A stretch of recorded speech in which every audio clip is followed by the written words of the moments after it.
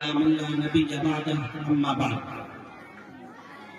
قال الله عز وجل في كتابه المجيد: أعوذ بالله من الشيطان الرجيم، بسم الله الرحمن الرحيم. لو أنزلنا هذا القرآن على جبل لرأيته خاشعا متصدعا من خشية الله. صدق الله العظيم. جب سر میں ہوائے طاعت تھی، جب سر میں ہوائے طاعت تھی، سر سبز شجر امید کا تھا. جب سر میں ہوائے طاعت تھی، سر سبز شجر امید کا تھا. جب سر اسیاں چلنے لگی، اس پیڑ نے پھلنا چھوڑ دیا. اللہ کی راہ اب بھی ہے کھلی، آثار و نشان سب قائم ہے. اللہ کے بندوں نے لیکن اس راہ پر چلنا چھوڑ دیا. ہوا کو چھوڑ دیا، مت دیس بدیس پھرے مارا. عذاب اجل کا لوٹے ہے، دن رات بجا کر نکارا. کیا بھیا بھینسا بیل شکر، کیا گونی پلا سا بھارا، کیا گیہوں چاول موٹ وٹن، کیا آگ دھواں اور انگارا. سب ٹھاٹ پڑا رہ جائے گا جب لاد چلے گا بن جانا. اسٹیج پر مولانا مفروض علماء کرام، معزز سامعین نظام اور میری ماں اور بہنوں، میں ایک تمہید اور دو باتیں بیان کرنا چاہتا ہوں. تمہید کے طور پر میں سب سے پہلے یہ عرض کروں کہ ابھی ایک ہفتہ پہلے میں روہتاس میں تھا. وہاں ایک پروگرام میں نے جمیلہ بازار کا ذکر کیا تقریباً 2 منٹ تک. جمیلہ بازار کی جو سب سے بڑی خصوصیت مجھے نظر آتی ہے اور جسے اپنانے کی ضرورت ہے، وہ ہے یونیٹی، اتحاد. مجھے بڑا مزہ آتا ہے، مجھے اندر سے گدگدی ہوتی رہتی ہے جب میں یہ دیکھتا ہوں کہ چھوٹی سی بستی ہے اور اس بستی میں اگر کوئی بھی پروگرام ہو، ہمارے علماء کرام اس گاؤں کے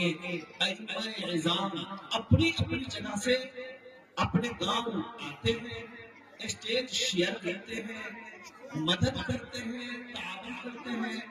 ورنہ عموماً جو میں دیکھتا ہوں کہ ایک دوسرے کی ٹانگ پکڑ کر کھینچنے کا مزاج ہے، وہ آپ حضرات میں مجھے نہیں دیکھنے کو ملتا ہے.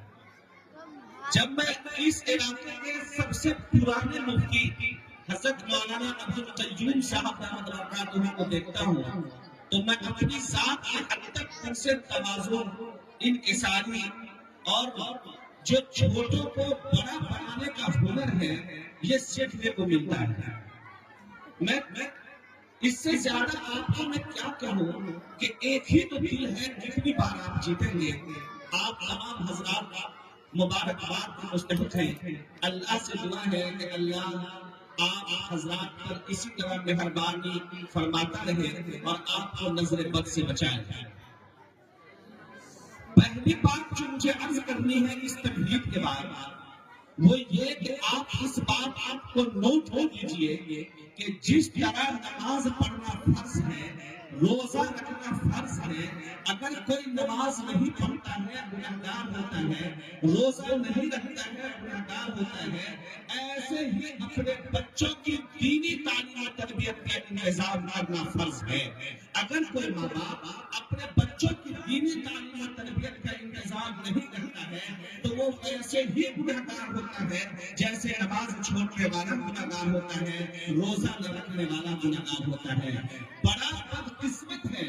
اور بہت اپنے آپ کو بدقسمت سمجھنا چاہیے ان لوگوں کو جن کو اللہ نے اولاد کی نعمت سے نوازا ہے اور وہ اپنی اولاد کو کم عمری میں جڑی کا کام سیکھنے کے لیے، لوم مشین چلانے کے لیے، کاٹی مشین چلانے کے لیے ممبئی میں اور بھلنڈی میں اور دلی میں اور لدھیانہ میں ڈال دیتے ہیں. وہ بچہ بڑا ہوتا ہے اور بڑا ہوتا ہے اور بڑا ہوتا ہے، شراب پینے لگتا ہے، جوا کھیلنے لگتا ہے، چور بن جاتا ہے، اچنکا بن جاتا ہے، سودی کاروبار میں وہ مبتلا ہو جاتا ہے، رشوت کھانے لگتا ہے. ذرا تصور کیجئے کہ میدان محشر قائم ہوگا، رب ذوالجلال اپنے چاہو جلال کے ساتھ بیٹھے بیٹھے ہوں گے اور عادت یہ ہوگی کہ کسی نبی کی ہمت نہیں ہوگی کہ جا کر سفارش کرے. کہیں آپ کا بیٹا اللہ کے سامنے آ جائے اور اللہ فرشتوں سے یہ کہے کہ یہ لڑکا چور تھا, یہ ڈکیت تھا, یہ نافرمان تھا, یہ نماز نہیں پڑھتا تھا, اس کی ٹانگ پکڑو, منہ کے اوپر سیٹو اور جہنم میں پھینک دو. تو روایت کے جملے ہیں, احادیث کے ٹکڑے ہیں کہ وہ لڑکا اللہ کی طرف دیکھے گا, پھر ماں باپ کی طرف دیکھے گا اور کہے گا اللہ اللہ اگر میں چور ہونے کی وجہ سے, نافرمان ہونے کی وجہ سے, ڈکیت ہونے کی وجہ سے, سود کھانے کی وجہ سے, زنا کرنے کی وجہ سے, شراب پینے کی وجہ سے جہنم میں جانے کا مستحق ہوں, تو اللہ مجھ سے پہلے میرے اس ماں باپ کو جہنم میں ڈال دے, کیونکہ انہوں نے مجھے پیسوں کی مشین تو بنایا, پیسہ کمانے والی فیکٹری تو بنایا, لیکن آپ کی معرفت سے مجھے دور رکھا, مجھے آپ کے بارے میں نہیں بتایا, آپ کی شریعت کے بارے میں نہیں بتایا, رسول اللہ کے بارے میں نہیں بتایا. تو اللہ اگر میں جہنم میں جانے کا مستحق ہوں تو اس کی وجہ میرے ماں باپ ہیں, مجھ سے پہلے میرے ماں باپ کو جہنم میں ڈالے. ایک لڑکا اپنے باپ کا مرڈر کر دیتا ہے, کیوں؟ صرف اس لیے کہ ایک باپ نے ایک بھائی کو زیادہ زمین دے دی, دوسرے بھائی کو کم زمین دی. تو جس بھائی کو کم زمین ملی ہے اس نے اپنے باپ کو قتل کر دیا. مجھے بتلاؤ جمعہ بازار کے لوگوں, کیا یہ غلطی صرف اس بچے کی ہے, اس بوڑھے ماں باپ کی غلطی نہیں ہے کہ جب بچہ چھوٹا تھا, جب اس کو سکھلایا جا سکتا تھا, تعلیم دی جا سکتی تھی, تربیت کی جا سکتی تھی, اس نے تربیت نہیں دی, تعلیم نہیں دی. نتیجہ یہ ہوا کہ جب وہ بچہ بڑا ہوا تو اس نے اپنے باپ کا مرڈر کر دیا. تو یہ غلطی صرف اس بچے کی ہے, ماں باپ کی غلطی نہیں ہے. ایک لڑکا ہے, وہ مٹھائی کا پیکٹ چھپائے ہوئے ہے, گھر میں گھستا ہے, 80 سال کا بوڑھا باپ, 70 سال کی بوڑھی ماں ہے, اس سے چھپاتا ہوا وہ مٹھائی کا پیکٹ اپنی بیوی کے پاس گھر میں لے جاتا ہے,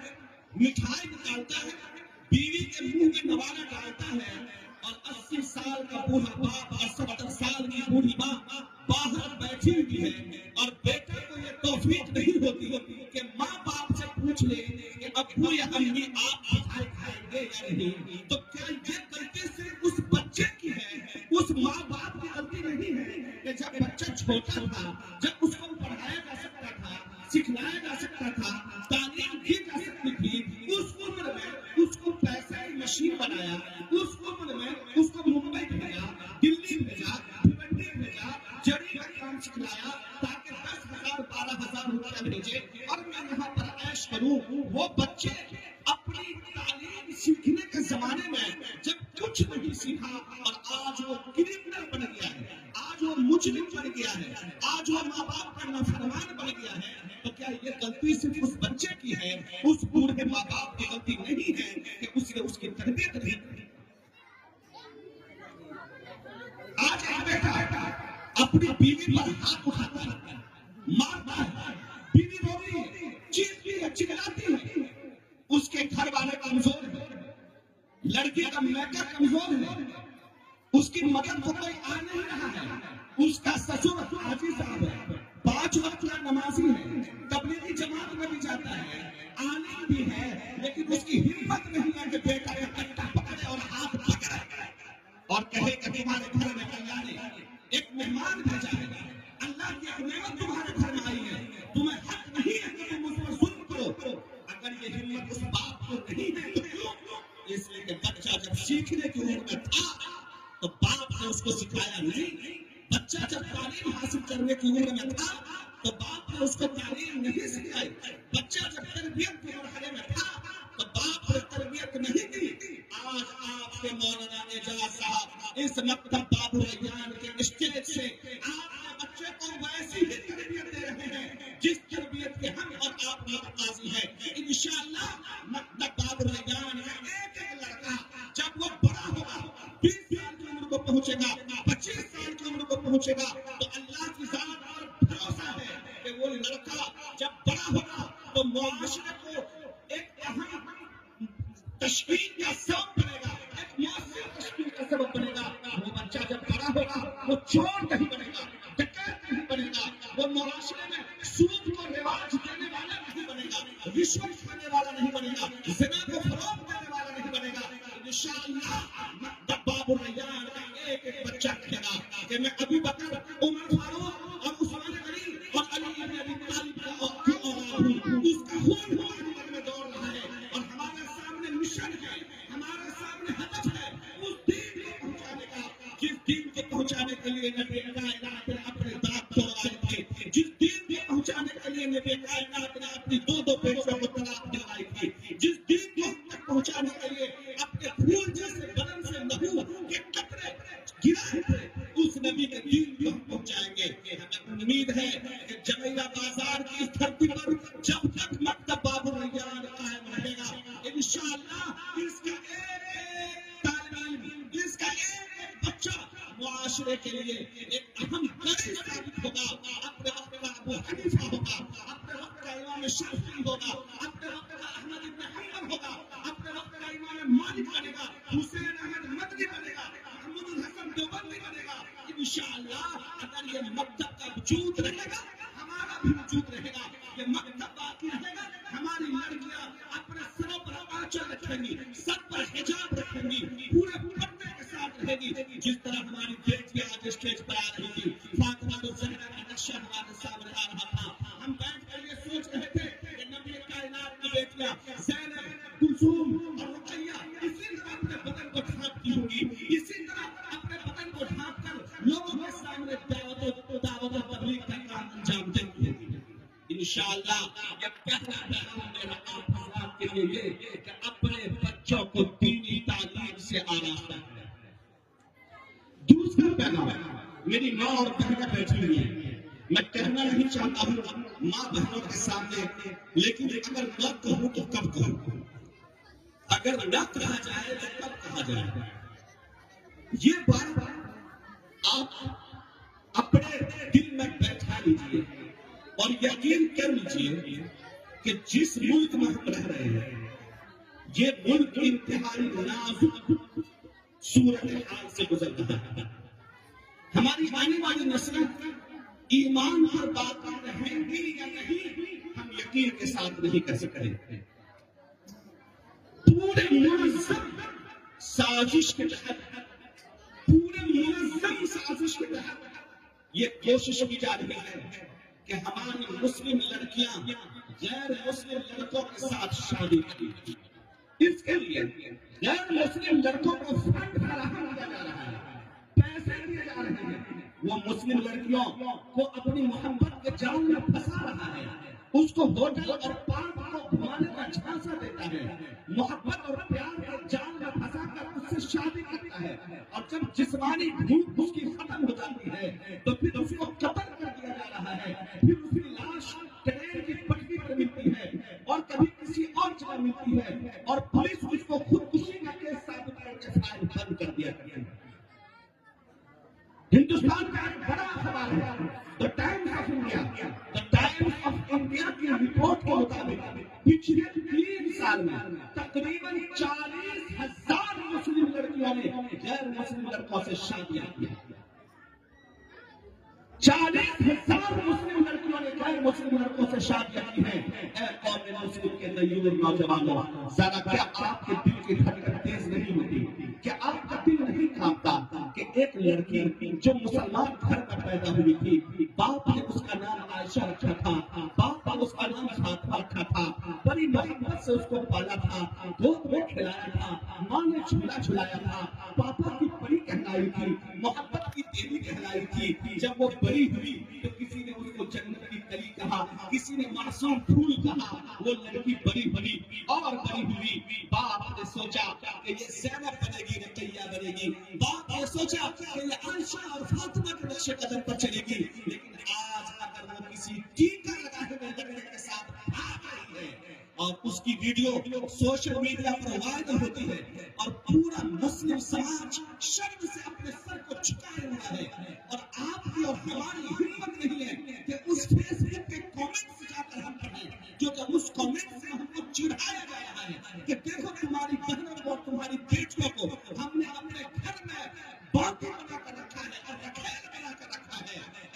قوم مسلم کے نوجوانوں اپنے گھر کی خبر لو، بڑے دل کے بڑے درد کے ساتھ، بڑی چبھن کے ساتھ اور بڑی چیز کے ساتھ میں کہنا چاہتا ہوں، ذرا اپنے گھر کی خبر لو۔ نبی کائنات صلی اللہ علیہ وسلم نے فرمایا لوگوں سنو، دیوس جنت میں نہیں جائے گا، دیوس جنت میں نہیں جائے گا۔ صحابہ کرام نے پوچھا اے اللہ کے رسول دیوس کسے کہتے ہیں؟ تو اللہ کے رسول نے فرمایا الذی یجب اہلہ الخبث،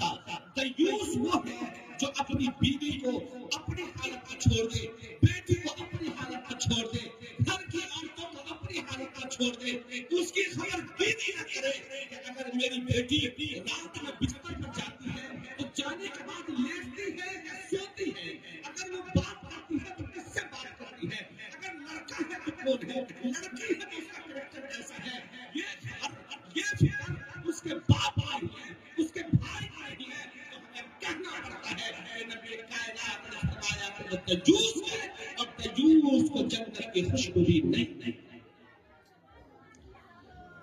کیا آج ہمیں شرم نہیں آتی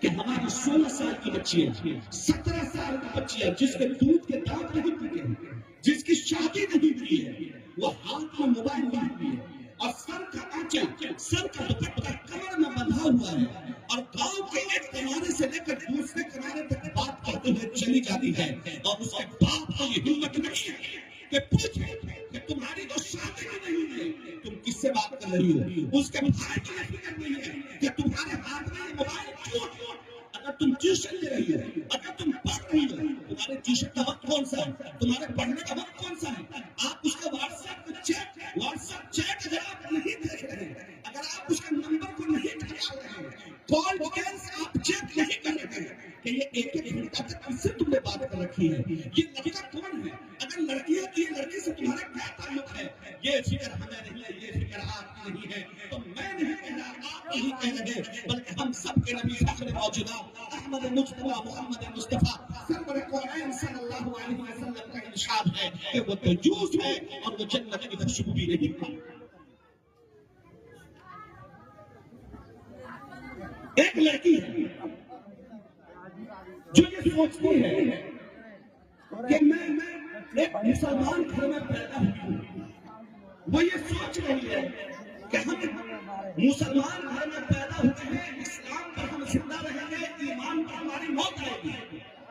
آخر کہاں پر یہ پٹری بدل جاتی ہے کہ وہی لڑکی جو پورے حجاب کے ساتھ رہ رہی تھی، وہی لڑکی جو پورے جسم کو ڈھانپ کر رہ رہی تھی، کون سا جادو ہوا، کون سا ٹونا ہوا کہ اس کے ہاتھ بہکنے لگے، اس کی نظر بہکنے لگی، اور نتیجہ یہ ہوا کہ ماں باپ کا سر شرم سے جھک گیا، اب اس کا باپ چوک پہ جا کر چائے پینے کے لائق نہیں ہے، اس کا بھائی 10 آدمی کے درمیان بیٹھنے کے لائق نہیں ہے، ایسا کیوں؟ اس کی وجہ میں بتاتا ہوں، غور سے سنو، اگر کوئی لڑکی کسی لڑکی سے بات کرتی ہے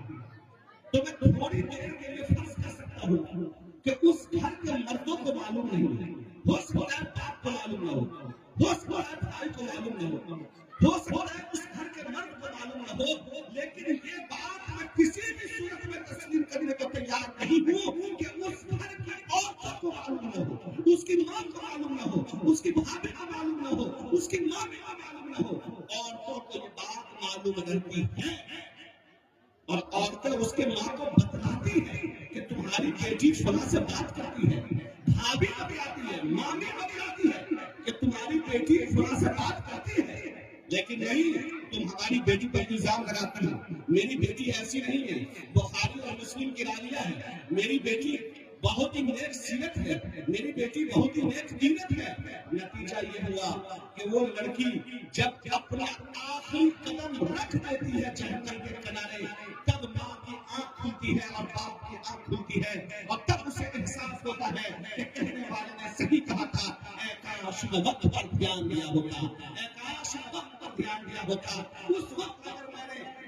اگر میں نے وقت کا ادراک کر لیا ہوتا اور حالات کا ادراک کر لیا ہوتا تو شاید ہم اس شرمساری سے بچ جاتے۔ اس لیے میرا دوسرا پیغام یہ ہے کہ اپنے گھر کی لڑکیوں پر خصوصی توجہ دیجیے۔ کہنے والے کہتے ہیں کہ اگر لڑکیاں جوان ہو جائیں تو ماں باپ کے پاس 4 آنکھیں ہونی چاہیے، مکمل طور پر اس کی نگاہ تیز ہونی چاہیے۔ اگر آپ نے مجبوری میں اپنے بچیوں کو موبائل رکھا ہے تو اس موبائل کی اگر نگرانی آپ نہیں کر سکتے اس موبائل کو توڑ دیجیے۔ ہماری بیٹی جاری رہے گی یہ گوارا ہے، لیکن ہماری بیٹی زنا جیسے کام میں ملوث ہوگی یہ گوارا نہیں۔ آج سے 20 سال پہلے 25 سال پہلے ہم چاہیے تو کیا اتنا زنا تھا؟ آج ہماری لڑکیاں اسکول اور کالجز میں پڑھ رہی ہیں، یونیورسٹیوں کی دہلیز طے کر رہی ہیں، لیکن کیا زنا کو فروغ نہیں ملا؟ کیوں؟ اس لیے کہ ہم ترقی معکوس کر رہے ہیں، ہم الٹی ترقی کر رہے ہیں۔ اگر ہم سیدھی ترقی کرنا چاہتے ہیں تو ضرورت اس بات کی ہے کہ آپ اپنے بچوں کو دینی تعلیم اور دینی تربیت کا پختہ انتظام کیجیے۔ یہ میری 2 گفتگو تھی، امید ہے کہ اللہ رب العزت آپ کو اور آپ سے پہلے خود مجھے عمل کرنے کی توفیق عطا فرمائے گا۔ وما توفیقی الا باللہ، وآخر دعوانا ان الحمد للہ رب العالمین۔